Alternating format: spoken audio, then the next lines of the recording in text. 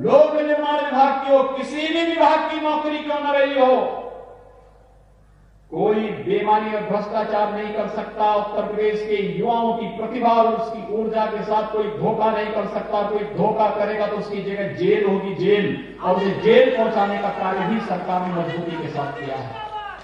भाइयों बहनों, हर नौजवान के हाथ को रोजगार देना, हर किसान को समय पे बीज, खाद और पानी की व्यवस्था करना, हर व्यापारी को सुरक्षा की गारंटी देना, हर महिला के सम्मान की रक्षा करना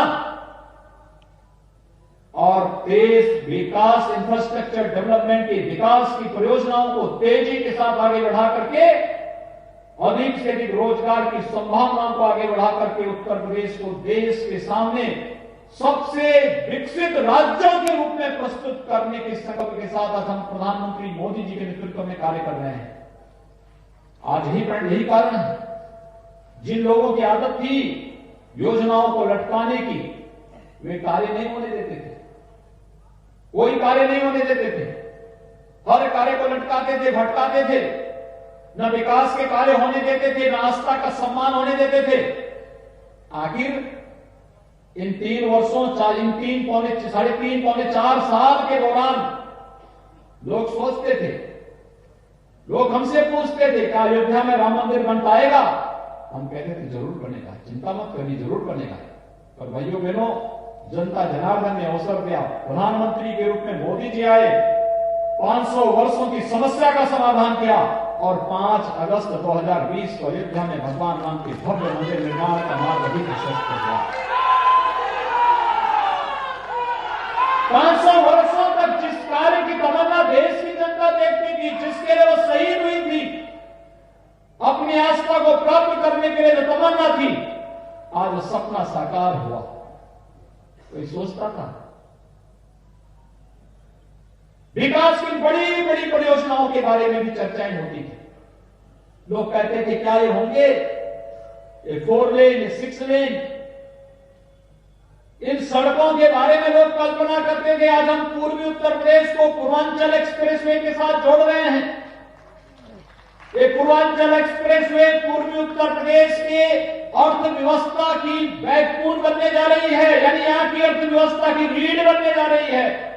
जो पूर्वी उत्तर प्रदेश आजादी के बाद से अपनी विपन्नता के लिए रो रहा था, आज पूर्वी उत्तर प्रदेश में व्यापक पैमाने पर नए उद्योग लाने और नए सिरे से यहां पर रोजगार की संभावना को आगे बढ़ाने और अपने युवाओं को इस बात की गारंटी देने के लिए हम लोग आए हैं कि यहां का युवा पलायन नहीं करेगा, बल्कि उसके घर और उसके गांव में ही हम लोग उसको रोजगार और नौकरी देने का कार्य करेंगे। ये पूर्वांचल एक्सप्रेसवे इसी उद्देश्य के साथ हम लोग बना रहे हैं। आजमगढ़ में एक नया राज्य विश्वविद्यालय बनाया जा रहा है।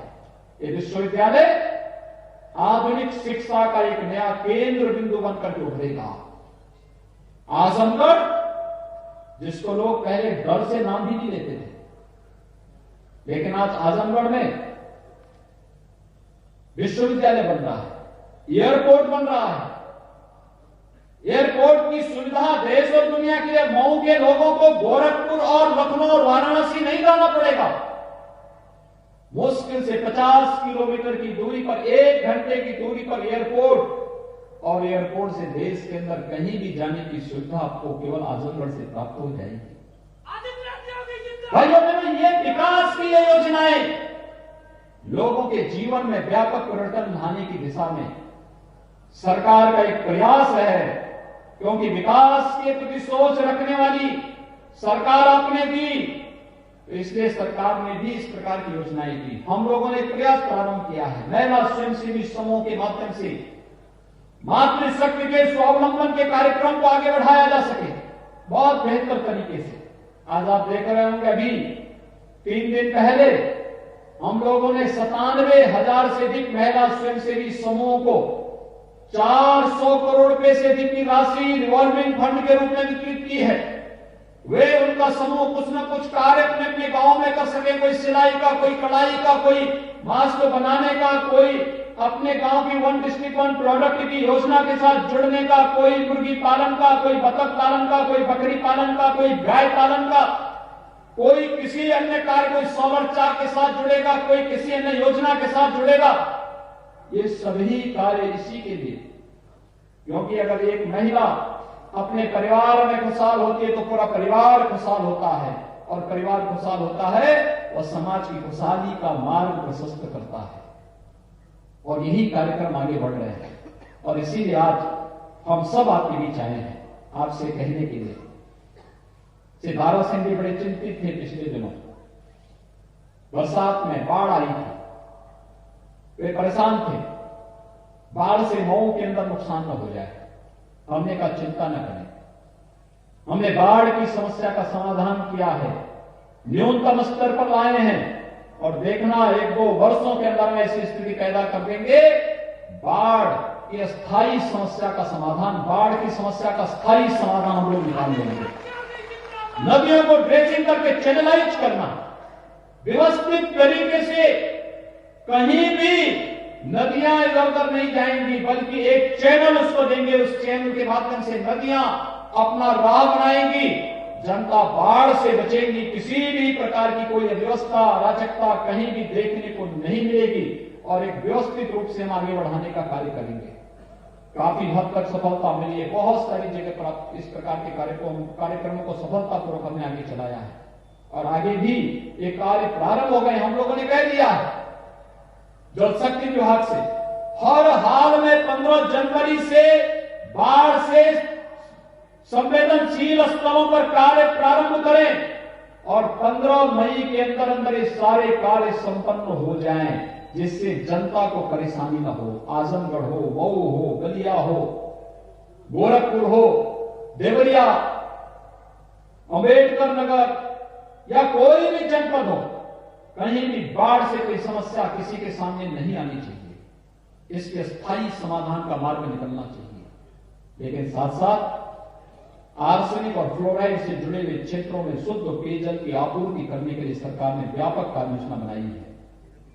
याद करिए, हम लोगों ने बुंदेलखंड और विंध्य क्षेत्र में प्रधानमंत्री जी से शिलान्यास करके पेयजल की योजना को आगे बढ़ा दिया है। अब आर्सेनिक और फ्लोराइड से प्रभावित क्षेत्रों में हम शुद्ध पेयजल की आपूर्ति करने जा रहे हैं। इसके लिए व्यापक कार्य योजना बन चुकी है।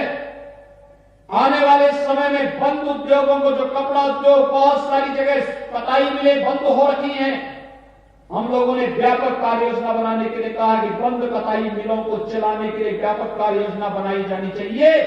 इस बार मैं देख रहा था जब